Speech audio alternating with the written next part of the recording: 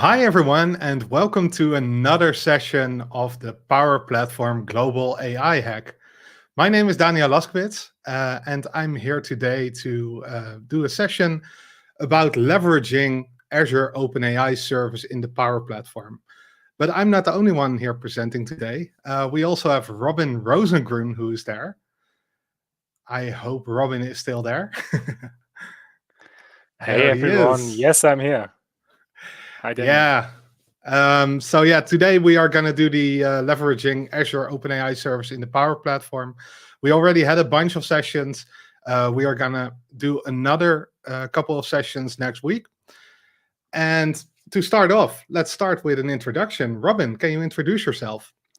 Yeah, sure. My name is Robin. I live and work in southern Germany. I work as an enabler for the Power Platform and other low-code services at the company EnBW. We are an energy company based, like I said, in southwestern Germany. I speak German, English, and as you will see in my last demo, I also speak SVG. So that's a little bit more my point of looking at Power Platform, more from a UX perspective or UI perspective. And as a fact, I know nothing about AI, but I think that's what all this hackathon is about. You don't have to know a lot about AI like Ashish yesterday to use all this stuff. And that's what we want to show you today, how easy it will be to connect to different AIs and use them in your Power Platform solutions without actually know how they work and what they're doing. But yeah, just how you can use them in the Power Platform. Yeah, but you have been using OpenAI for a while now, right? Yeah, for like 1.5 years, just when it came out, because it's just so fascinating what you can do with that. Yeah, cool. Okay, and then, let me introduce myself. My name is Daniel Laskewitz. I'm a senior cloud advocate at Microsoft, and I'm focusing on the Power Platform. I have been working with the Power Platform since 2016. So right at the start when the tools that you know now as Power Automate and Power Apps, those are the ones that I started working with in 2016. And it was a really, really different world back then. But I really like the fact that I started that early because it made it also very easy for me to get in, because at the time it wasn't as big as it is right now. And I kind of got all the new capabilities. They kind of came to me one by one instead of having to learn everything at once. And that's something that that I'm really happy about. And I have been working in IT since 2013. So before I joined Microsoft, I was in consulting. I worked for a lot of customers. And yeah, since last year, I actually joined Microsoft and I am working on April's team. So the agenda for today, we already started with the welcome and the introduction. After that, we will talk a little bit about what is OpenAI, because that's what we're all going to hear about during this session. The title, of course, said Azure OpenAI Service, and we're going to focus on that as well. But to give you a little bit more of an idea about where it came from, it all started with OpenAI, so that's where we start. Then we'll talk a little bit about Power Platform connectors, because both Robin and I really like Power Platform connectors, and that's also what we used to use OpenAI within the Power Platform. Then we'll dive deeper into Azure OpenAI service. And of course, we will also talk a little bit about what to use when, because it can be a little bit much when you start. You have so many options. So what should you use when? And that's something that that we will touch upon as well. And of course, we will wrap up with what's next. So some kind of a task that we will give you. And of course, we'll wrap up with a Q&A. So what is OpenAI? I think a lot of you, when they see OpenAI, they immediately think ChatGPT. And that's, of course, because a lot of people got into contact with OpenAI with ChatGPT. But there are a lot of more kind of capabilities that OpenAI has. ChatGPT is, of course, a chatbot where you can chat and let it generate answers, etc. But there are also other models that they have. For instance, Codex. Codex is a model that can understand and generate code, and it's also the background of GitHub Copilot, if you know about that. But there are some other ones as well. So you have DALL-E, which can create images from text. You have Whisper, which can do speech recognition. And GPT-3 is basically a model that can understand and generate natural language. And that's also the basis, or not anymore, of ChatGPT, because ChatGPT was the base was GPT 3.5, I believe, and now GPT 4 currently. But there are lots of models that you might or might not know, and that's what OpenAI started with. But we don't want to talk about all this stuff to talk about it only. We also want to show you all about it. So let's start with a demo from ChatGPT versus the playground. And Robin, you can show us a little bit about that, right? Yeah. First of all, we're going to stay a little bit away from the Power Platform and just look at the OpenAI playground. When you have an OpenAI account, you can access this playground. This more of a developer area. We can look how the API works.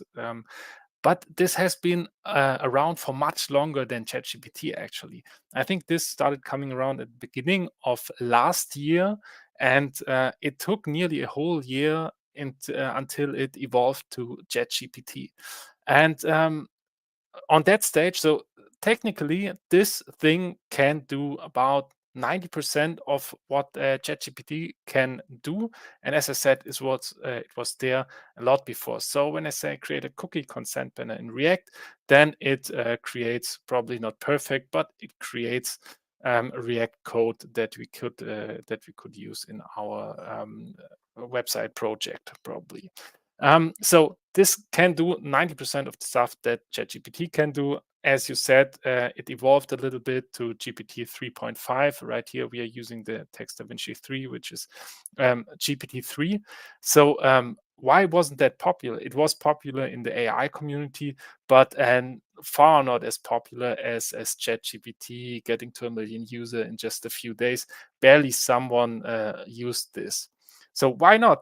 Because OpenAI did something great. They put a great UX in front of it. Yeah, they use ChatGPT like this thing from your messengers, this chat feeling, and they did a great UI on the code part, especially so with code highlighting and a button where you can directly copy the code.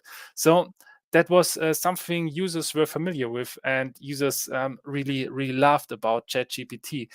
They could have come to this playground for free before and tested out, generate their answers before. Yeah, but they didn't do it because they didn't have the good UX before. And that's actually what we are doing, what we are trying to do today as well. So we're going to take this technical AI, use the API and bring it to our product and go one step further than ChatGPT. So not a general chatbot that can answer all the questions. ChatGPT can already do this. We don't need that. No, we're going to take it one step further and specialize it in something. So we're going to tackle a problem that I have during my day. We get that later, and really try to bring the generative AI capabilities through this API into our Power Platform solutions. And when we want to, first, we need to create a custom connector to do that. And this window will help us. But first, Daniel will tell us a little bit what custom connectors are and how we can use them in the Power Platform. To come back a little bit on the playground, is it still free?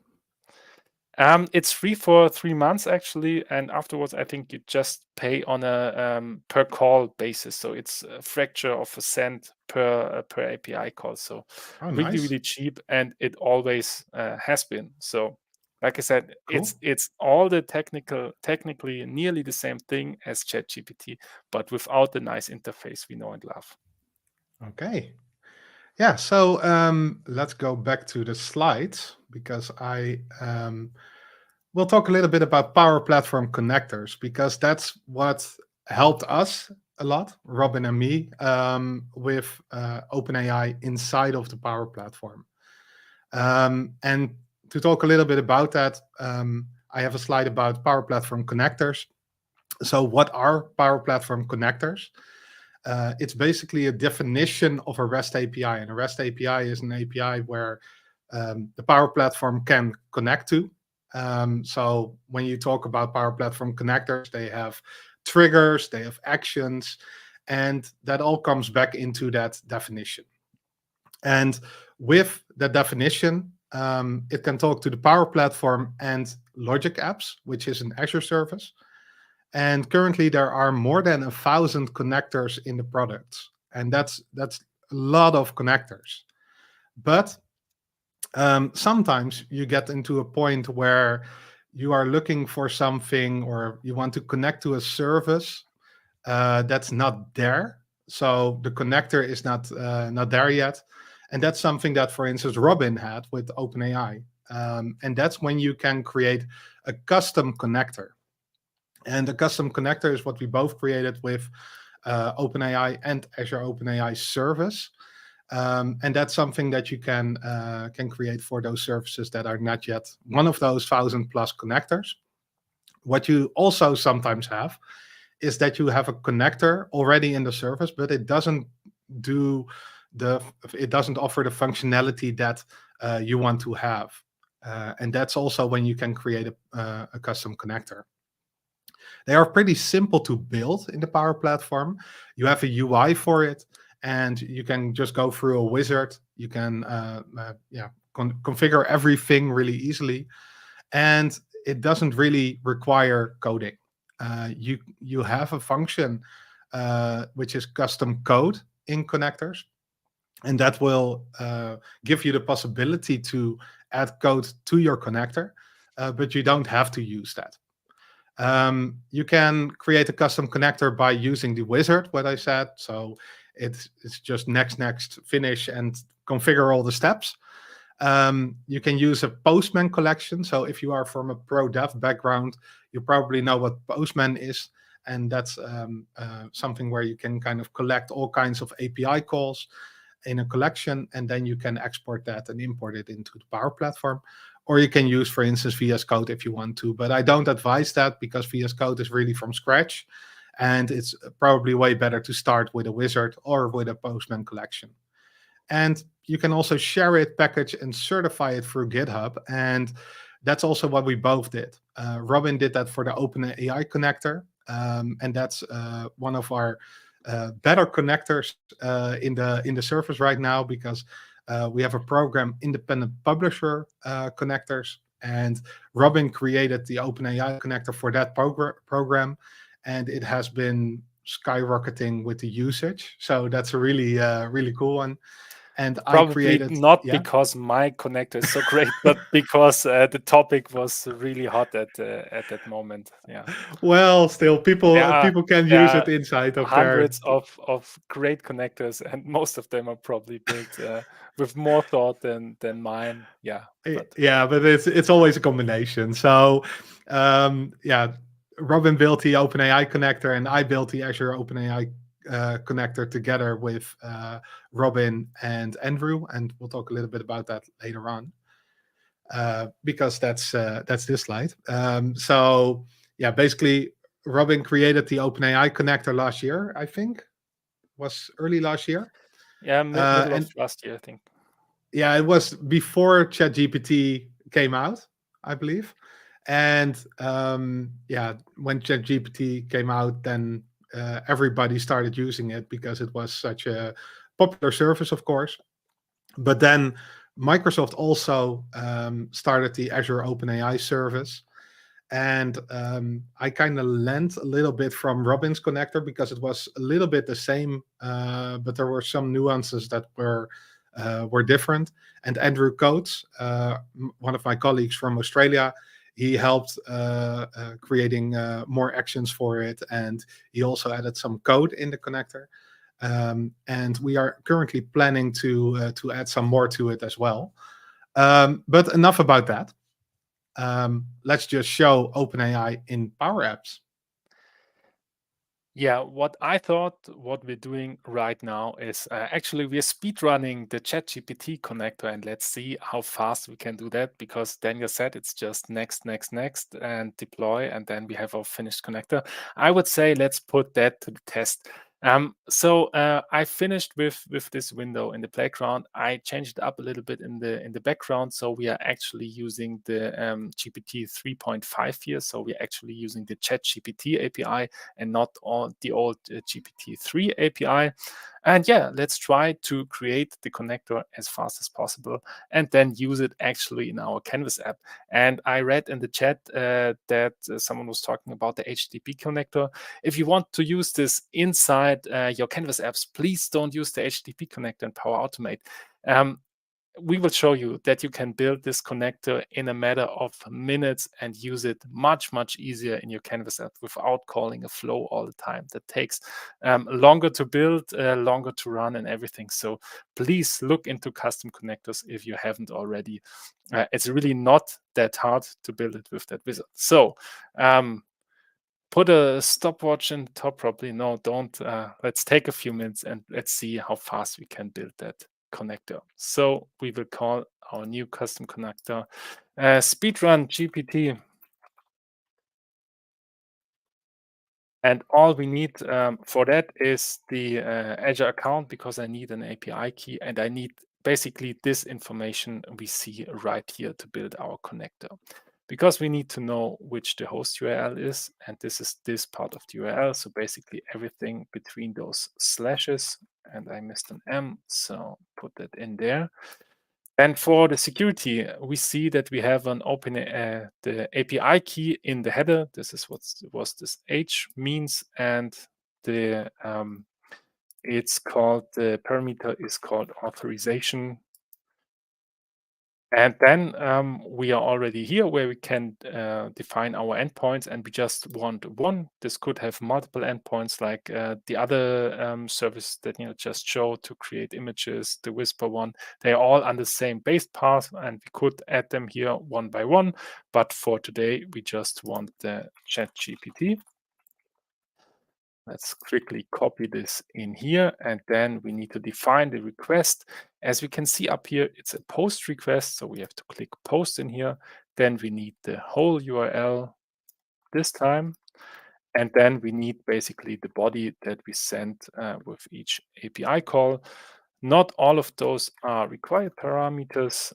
By standard, by default, everything that is in body is set to not required.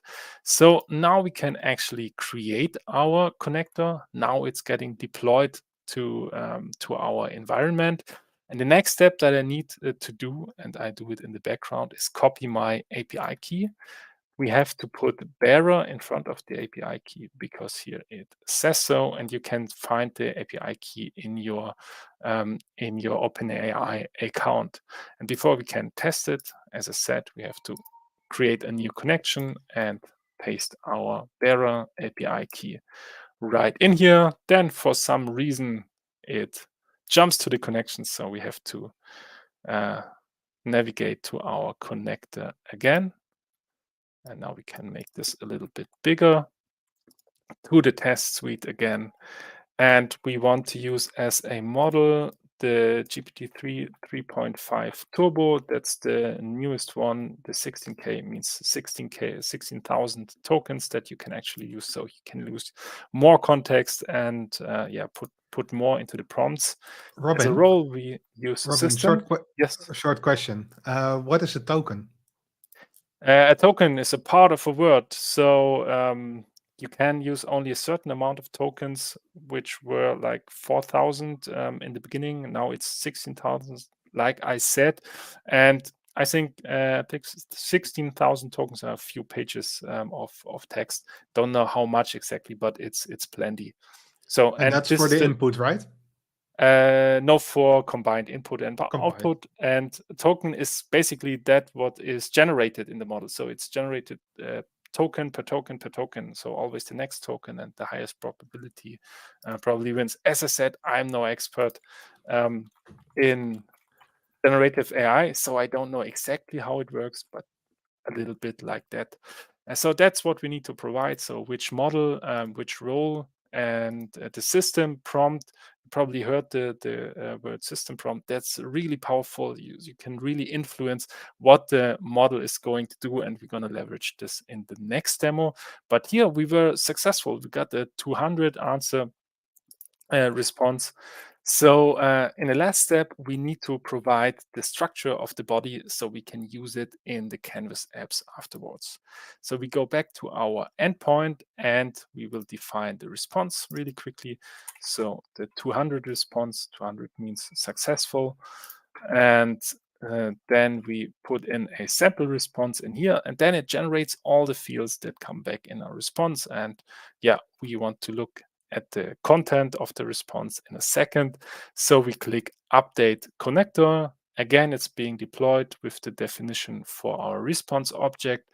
And then as soon as this is finished, we can jump to a new Canvas app and create a really small solution. So just a text box, a button, and a label to get the reply. And we want a new Canvas app, Speedrun GPT, again, for the name. And as I said, just really quickly, a text input, a button, and then a label for the response. And then, of course, we have to connect to our custom connector, just like we connect to any connector, to any Dataverse table, to SharePoint, or to our Speedrun GPT connector. And it's already there. And this is the connection we just created in the test suite. So the API key is in there. And what we want to do now is say to this button, so we call it Ask GPT. Empty this, and then our code is rather simple. So we set the response, probably not too simple, but not too complicated as well. We call our speedrun GPT.jetGPT action, the one that I defined. And we have the model. No. So this was the model. And then we have the messages. Yeah, if you want to do this, you probably have to look a little bit longer at the thing that goes into the model and that comes out of the model. I already did this a few times, so I know what's happening here. So here we give the role first. This is where we put in system, and then the content. And this is where we want to have the thing that we put into the text input. And this should be enough for our, I think one bracket is missing. Yeah. So it looks a little bit nicer. And then we just have to define where the output needs to go. We're going to use our global response, and the output is in a value called choices. There could theoretically be multiple choices, so I could parameterize it that way that it gives me 2, 3, or 4 responses. In this case, defaults to just one, and we only want the first response because there is only one. And then we need to go into the message and the content in there. And then again, we say hello, and pretty quickly should get a response from here. Or we could again ask to create the cookie consent banner in React. Then it takes a little bit longer because the answer is a little bit longer and takes a little bit longer to create. But basically, that's it. This is how fast we can get API from scratch into our Canvas app. I think it took a little bit longer than 5 minutes, probably. So really no excuse to use the HTTP action in Power Automate anymore. Please look into creating your own custom connectors. It's also a lot of fun for me, at least. And I know it's for Daniel too. Yeah, I think it's really cool to get to this point that quickly, because if I didn't interrupt you before, I think you would have been done in like 5 minutes, less than 5 minutes probably. But it's just so convenient that you can that you don't have to think about the HTTP responses anymore, etc., because you do that at once in the connector level, and then you can just use it within Power Apps or Power Automate in a really easy way. I think that's a big win for custom connectors, so that you don't have to repeat and repeat the HTTP connections. You can just do it more easily. Definitely do it right once and then profit next time. Okay, we got a question. What other things can you do with the connector?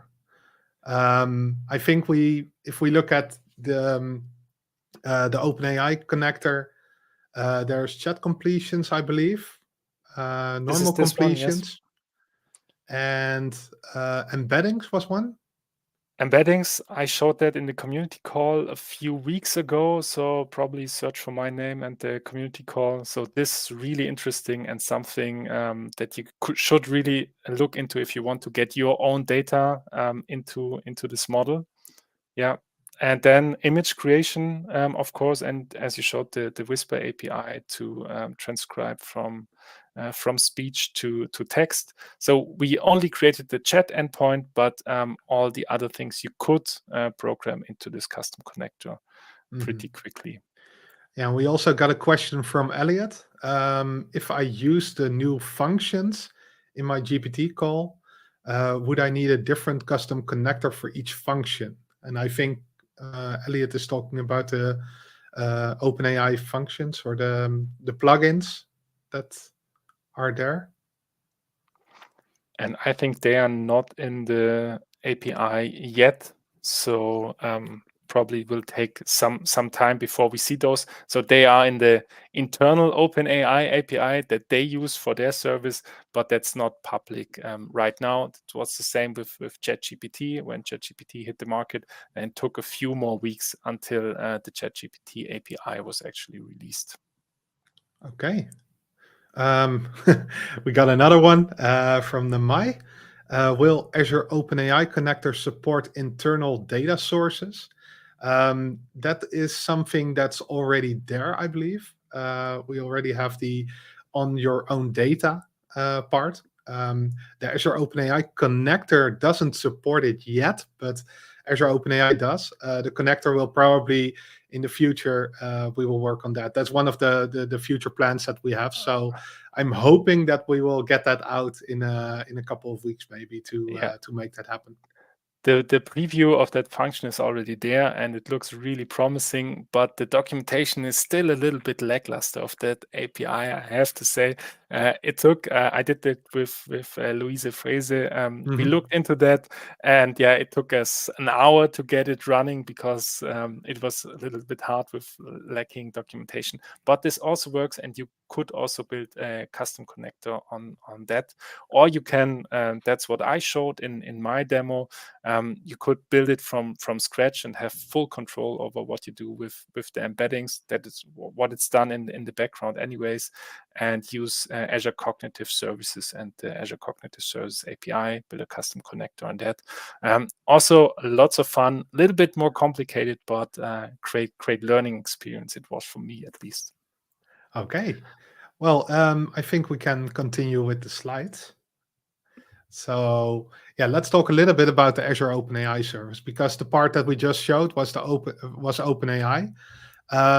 And what makes Azure OpenAI service different from the OpenAI.com website?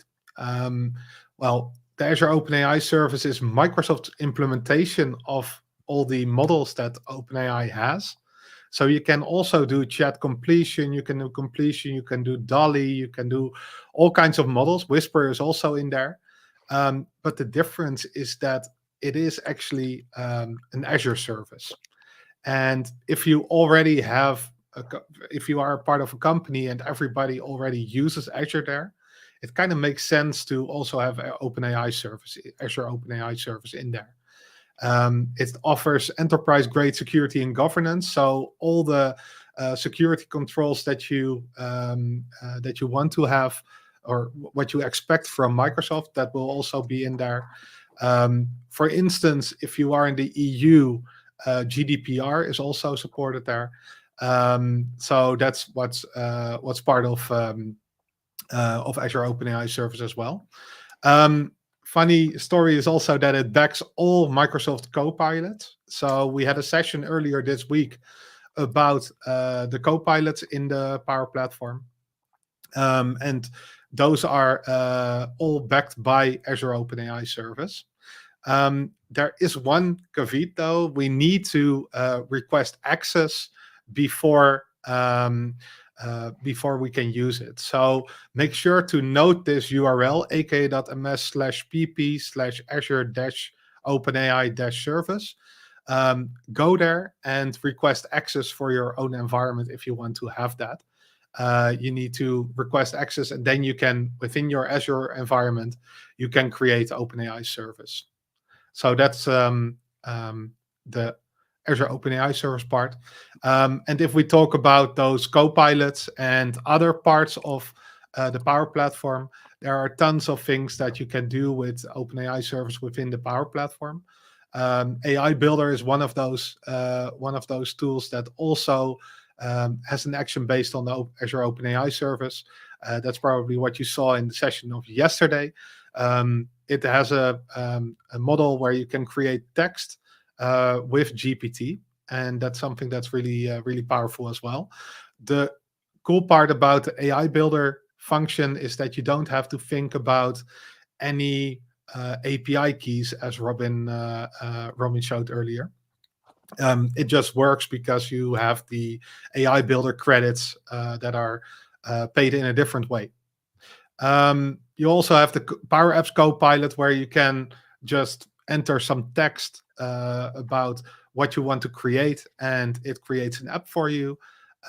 Also, Power Pages Copilot is one of those copilots that is powered by Azure OpenAI service. And this is, for instance, the example of describing a form, and it will automatically create that with Copilot.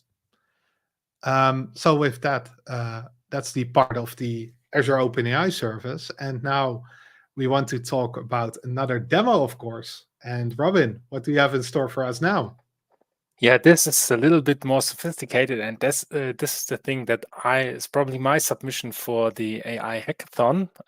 Let me tell you why I built this and what's the use case for this. And that's what I said in the beginning. Now we have a special use case. This is not so much business related, but it's more personal use case for me, but that I already do use.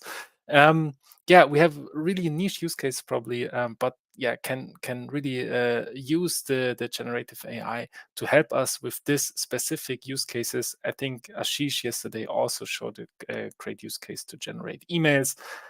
This one is a little bit different. This one will create bedtime stories for my children, because I have two children. I have a daughter, Ellie, she's 7 years old. And this app is probably for my son, Pete, who is 2 years old. So what's my problem? Every evening when I bring Pete to bed, he requests bedtime stories. And you probably know it, Daniel, if you have to be creative on the spot, your head just goes blank. Yeah. So, and he just doesn't want one story, he wants several stories every evening. So this is where this app already helps me a lot. So when I click on Pete, and all the data you see in here is stored in Dataverse.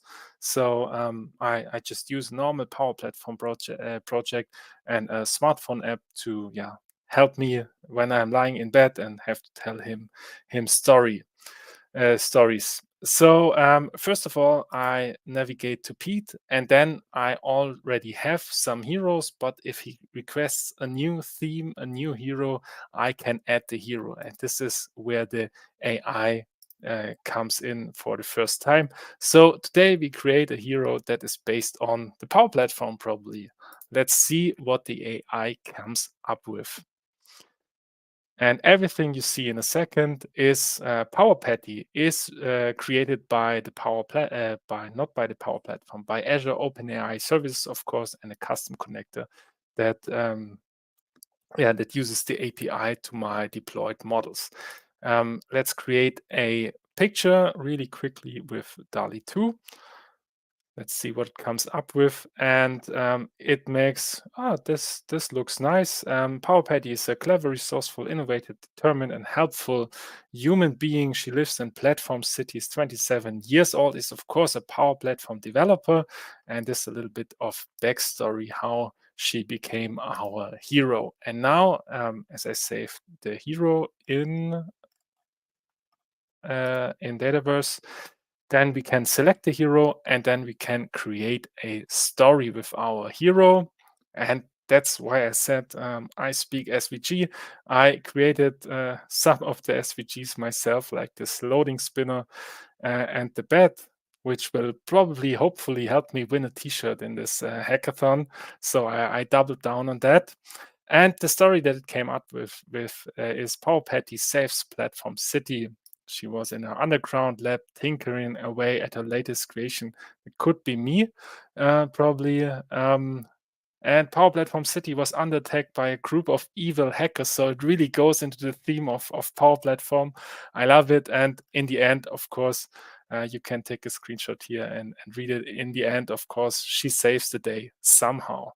And then probably my son will go, tell me more stories, tell me more stories. And then I just hit next story or create a different hero or come back to a different hero. So the idea is you can stay in one topic or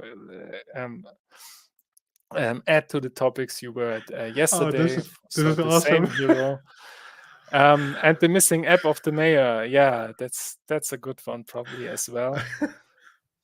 Yeah, in the end, the mayor was overjoyed. He thanked PowerPatty for her quick thinking and bravery, and the people of Platform City knew that they could always count on PowerPatty to protect their digital world. So let's take a quick look at the prompt. And as you can see, of course, leveraging containers everywhere here. So this thing is responsive, runs on the computer or on every phone. And probably I also demoed together with Louise this design toolkit that I used here. Daniel has a link in the end if you're interested in adding a dark mode like here pretty easily to your app and get a consistent design and styling. But now let's get back to AI. And this is my call to the Azure OpenAI service in here. So again, we use the system prompt, and I think the prompt from Ashish yesterday was a little bit more sophisticated than my prompt is right here. I just directly from brain to keyboard. You're an excellent storyteller that tells the best bedtime stories for 2-year-olds. The hero of the story is PowerPatty. No, is 26-year-old PowerPatty from Platform City, and goes the backstory. Tell a long story because first the stories were just too short that came out, so I told it to tell a longer story, and it works.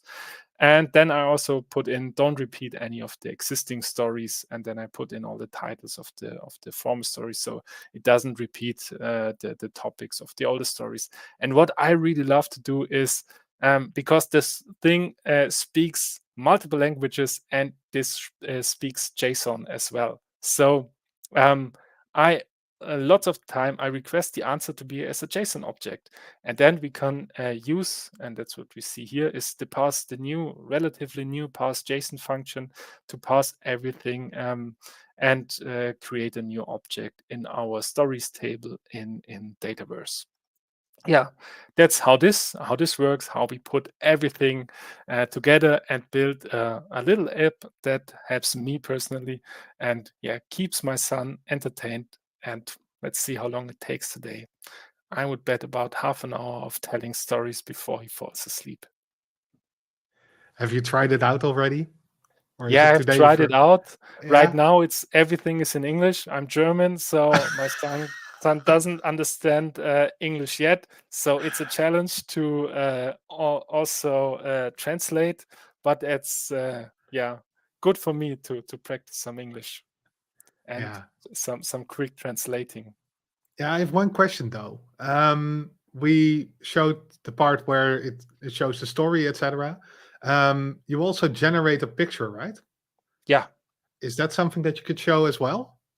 Yeah, sure. We're actually doing multiple API calls right here. So let's look at this button right here. So first of all, we set our hero image to blank, so we don't have from an old hero we created in the same app run.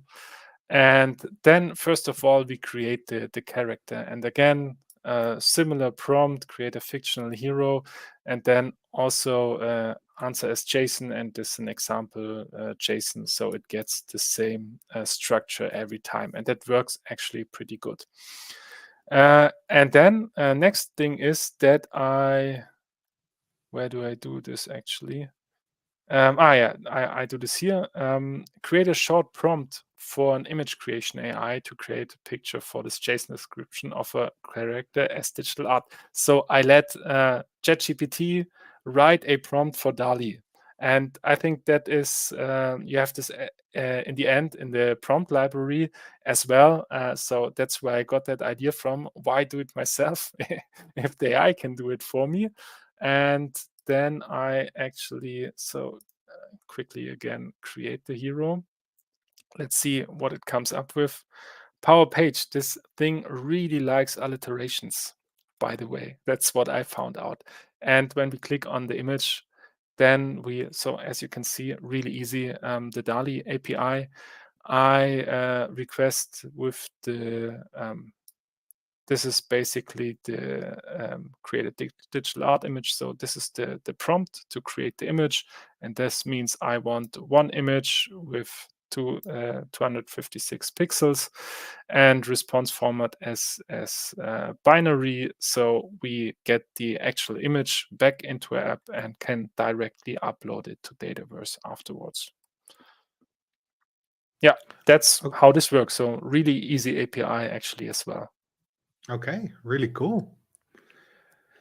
And this is not, this is now that we are at it, in my region, DALL-E wasn't available yet. So I used my independent publisher connector to do that. So yeah, I actually used OpenAI and not the Azure OpenAI services. But I think in the most regions, and now it's available that you can also use DALL-E. Yeah, I think it's still like when to use what, and that's maybe also what we're going to talk about in a bit, of course. So yeah, that's still a question that a lot of people will have. So are you completely done now? Do you want to show something else, or no? no? Do we Okay. have any question for the demo? I think there is a one. Can we see the picture being returned and rendered? That's the one we showed just now. Yeah. This one. Yeah, right. Okay. Let's go to the slides then. Yeah, because we were talking about what to use when as well. And yeah, when do you use AI Builder? When do you use OpenAI? When do you use Azure OpenAI service? I think you have a pretty clear idea about that, right, Robin? Yeah. So AI, I think the session yesterday was fantastic, and there are lots of capabilities in the AI Builder. Of course, not everything, but if you have a use case that is covered by the AI Builder, you should definitely use the AI Builder because it's just the fastest way to get things going, and it's just a few clicks, and you can use most of the models, and it's really easy to train your own models. Gomo showed that yesterday as well.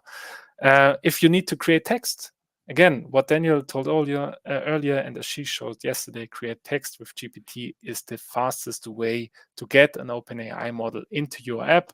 You don't need an account, like Daniel said. So really easy, really fast. The prompt is, so you just put in the prompt and you get the response really easy. So why would we want to use the GPT API? Go to the next slide. Yeah. Yeah, but like I said, it's really easy, but the options are really limited. You can't choose which model you want to use. So sometimes it's probably not using GPT-4 right now. I don't know. We can use GPT-4 if we have access through the API. It's still in preview as well. I don't know right now. I have access, so I could use GPT-4 if I use the OpenAI API. Or if I have a really simple use case, I don't want to use a highly sophisticated model. I want an easier, faster, cheaper model. So that's sometimes also a use case. And you can use the other endpoints, fine-tuned models for examples, or embeddings we were talking about earlier, or the image generation. That's when we want to use OpenAI.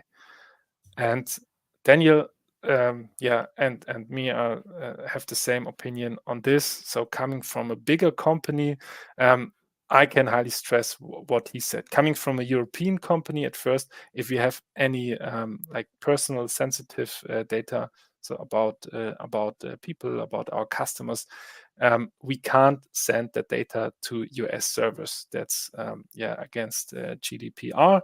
So we need to make sure this stays inside of the EU probably. And with the Azure OpenAI service, we can select a region, and then everything stays on servers in that region.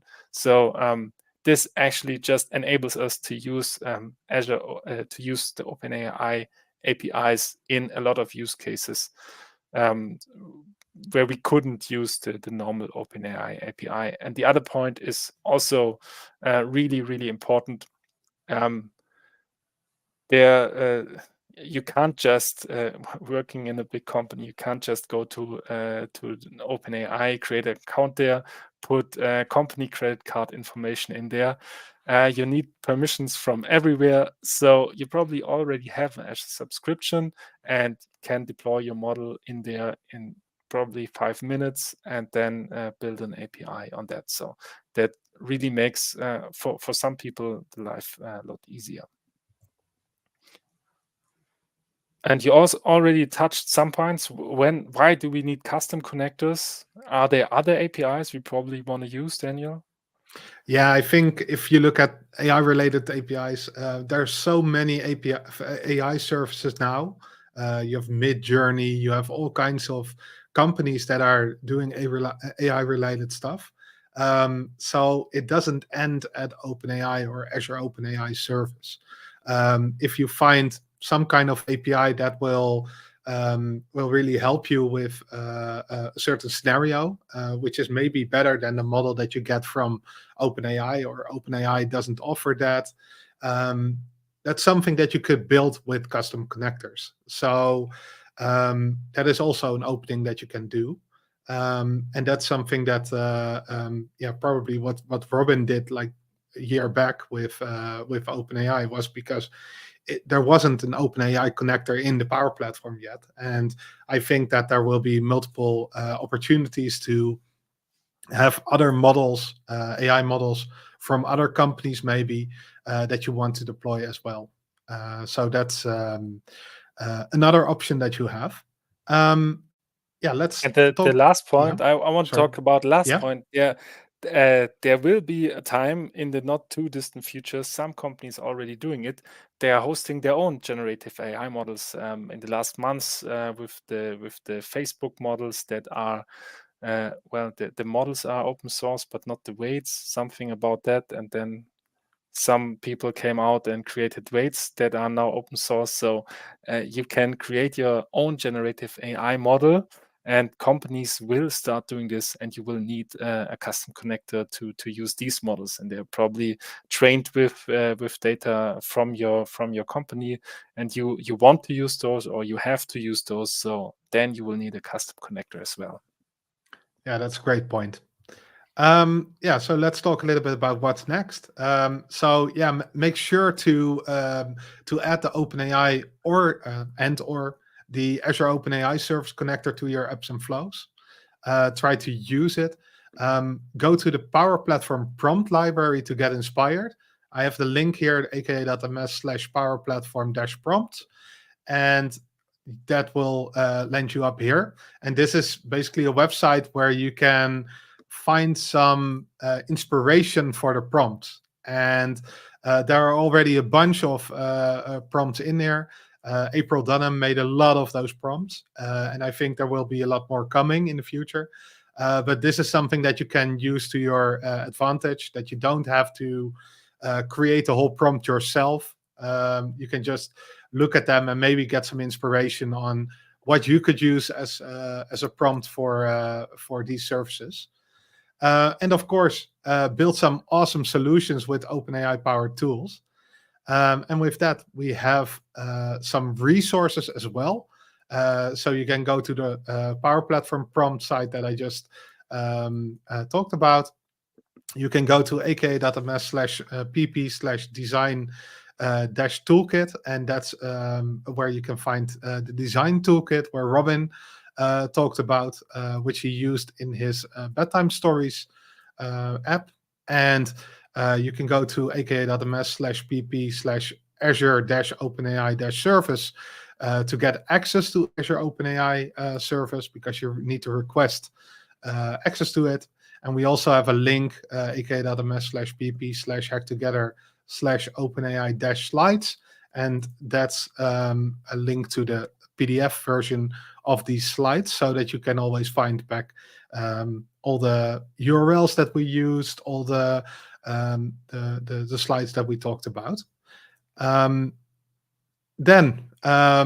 We are doing the leveraging Azure OpenAI service in Power Platform session now, but there are still 2 sessions to go next week.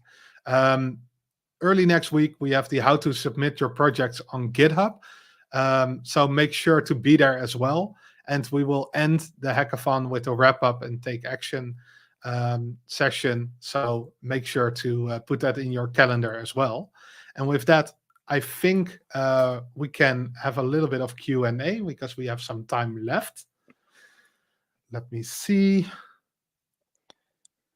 There is a question. So you need to put the image into Dataverse and then reference it from there, versus saving it as a file in, say, OneDrive and then referencing it.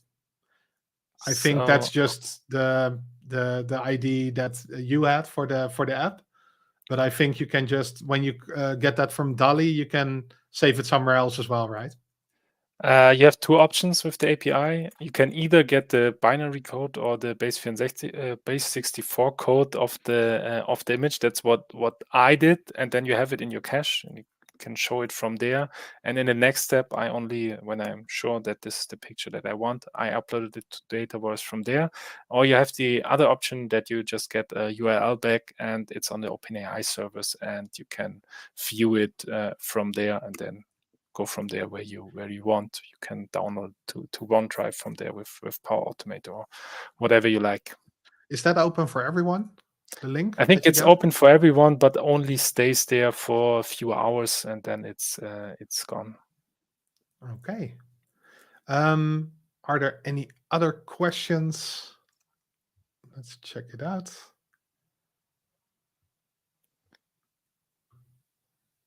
I'm not seeing anyone. Okay. So yeah, with that, let's end a little bit early. Robin, I want to thank you for presenting all the great demos that you had and the slides that you did about what to use when. I think that everybody loves the bedtime story, the solution. Are you going to put it out there somewhere so that people can view it, or?